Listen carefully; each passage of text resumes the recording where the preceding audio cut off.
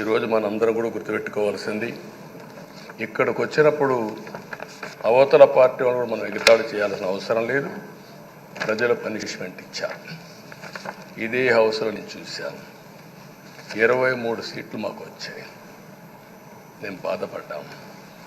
కానీ ప్రజాస్వామ్యాన్ని గౌరవించాలనే ఉద్దేశంతో ప్రజాస్వామ్యుతంగా పనిచేశాము. 23వ తారీఖు ఎన్నికల రిజల్ట్స్ వస్తే దాన్ని వక్రీకరించి 23వ తారీఖున దేవుడు రాసిన స్క్రిప్ట్ ఇది, మీకు 23 సీట్లు వచ్చాయని మాట్లాడారు. ఇప్పుడు నేను అడుగుతున్నా, కూటమికి 164 సీట్లు వచ్చాయి. 1, 6, 4 కూడుకుంటే 11 వస్తుంది. రాష్ట్రంలో దగ్గర 1631 రోజులు అమరావతి రైతాంగం ఆడబిడ్డలు ఉద్యమం చేశారు.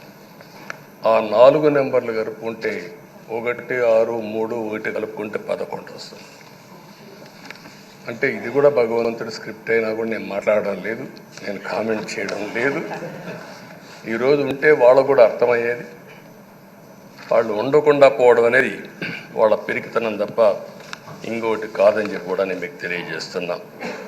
అయితే నేను ఇక్కడుండే సభ్యులను కూడా మిమ్మల్ని కోరుతున్నా, మనం ప్రజా సమస్యలపైన దృష్టి పెట్టాలి తప్ప వీళ్ళ మీద కాదని చెప్పి కూడా నేను మీకు తెలియజేసుకుంటున్నాను.